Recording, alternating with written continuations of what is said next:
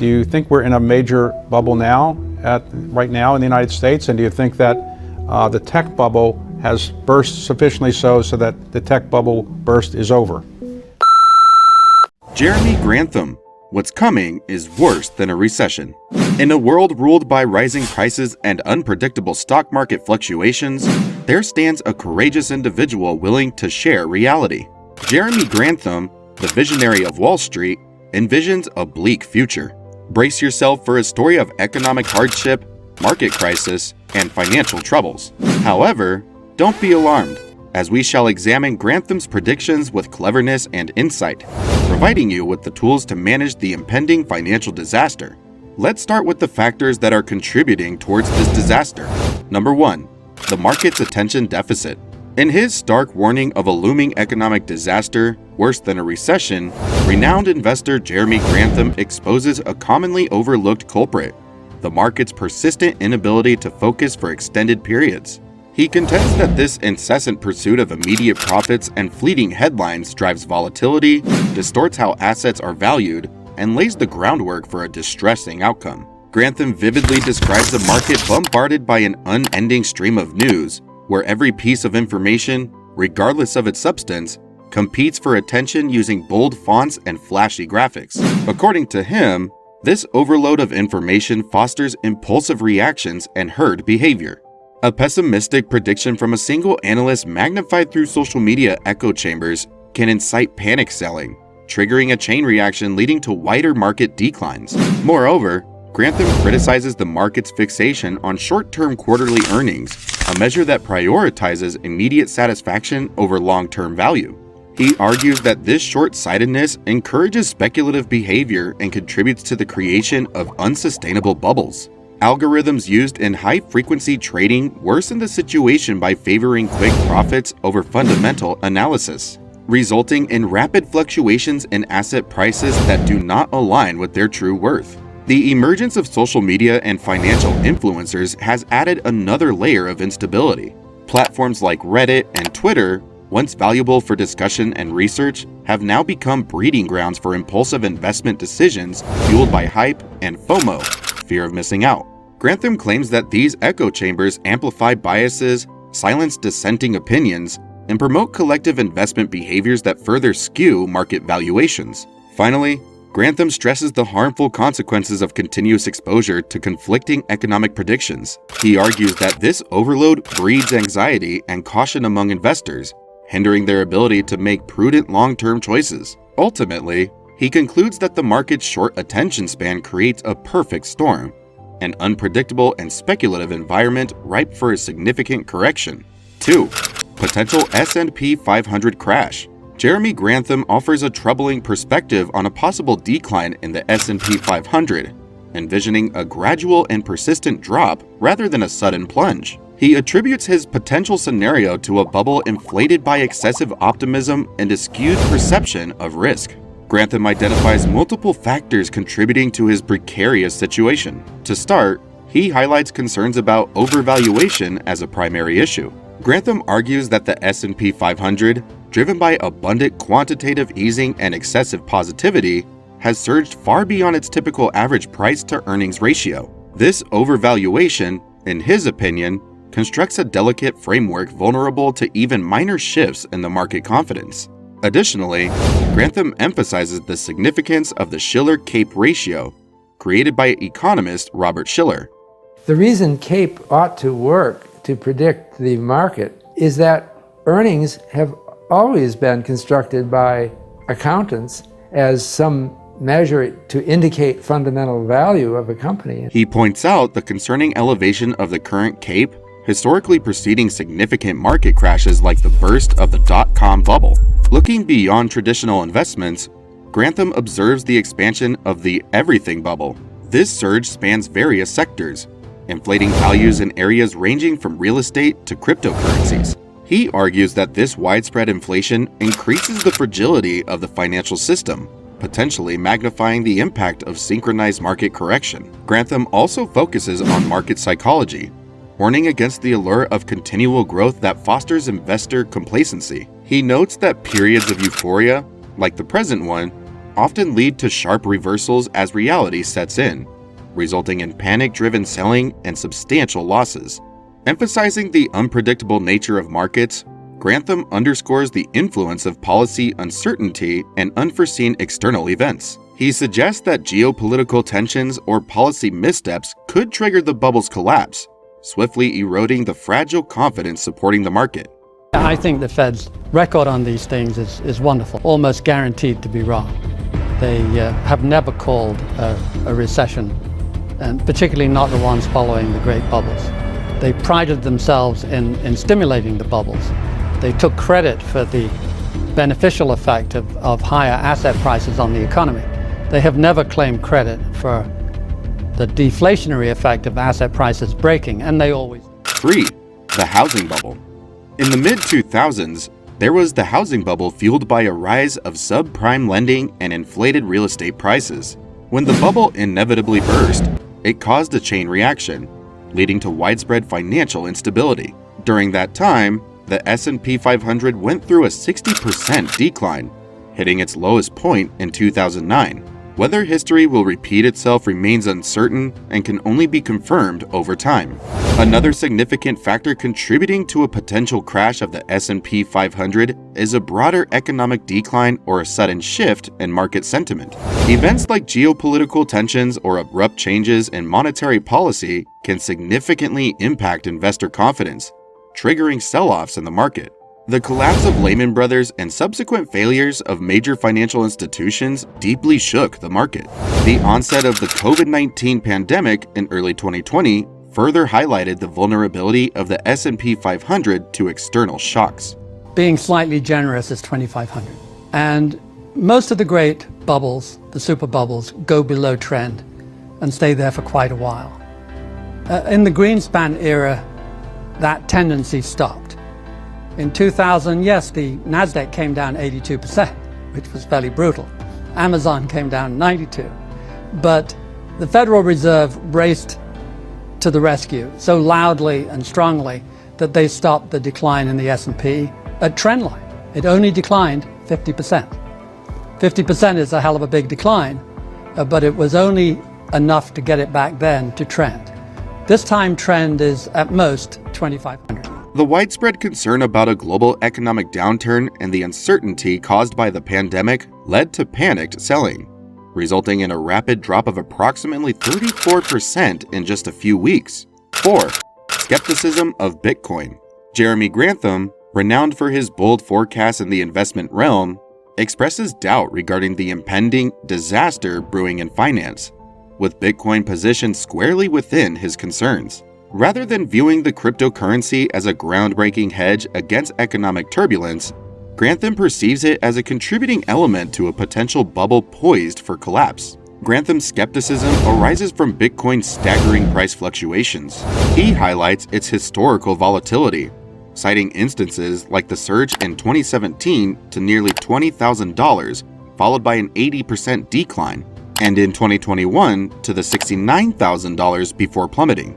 According to him, these drastic swings discredit Bitcoin as a reliable store of value and pose risks compared to conventional assets. Adding to his reservations is Bitcoin's limited practical utility. Despite aspirations for a decentralized financial future, its everyday use as a currency remains minimal. Grantham asserts that this lack of practical application questions its inherent value, making its price vulnerable to speculation and hype.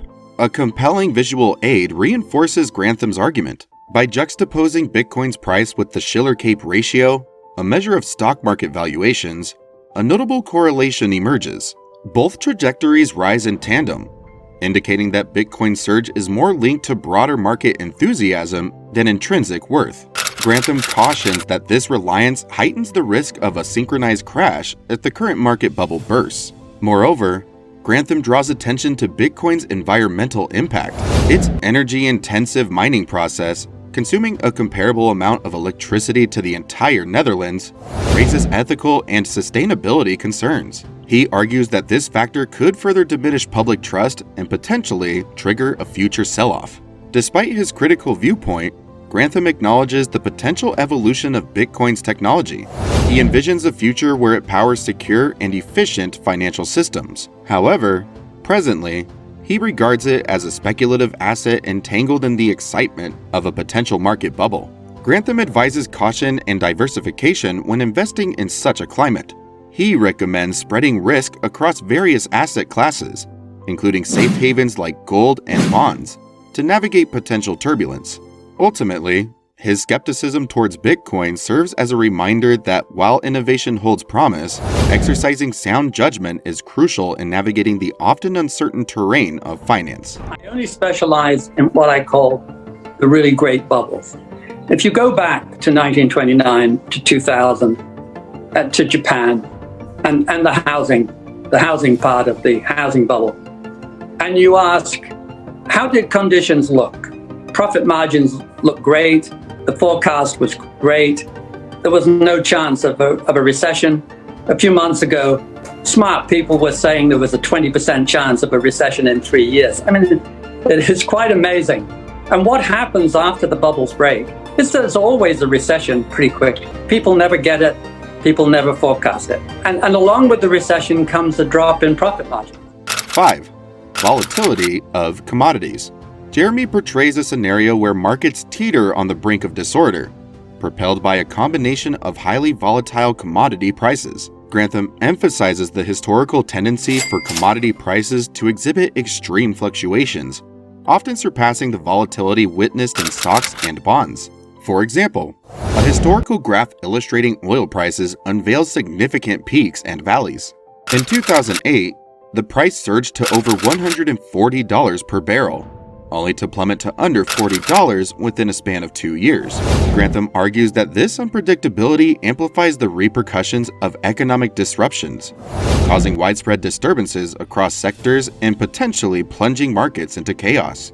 Adding to the complexity is the escalating demand for commodities spurred by global population growth and swift urbanization. As millions join the ranks of the middle class, their consumption of resources such as food, energy, and metals skyrockets. Grantham warns that this surge in demand strains supply chains, fostering opportunities for speculation and manipulation of prices. He points to the recent food price crisis as a stark illustration.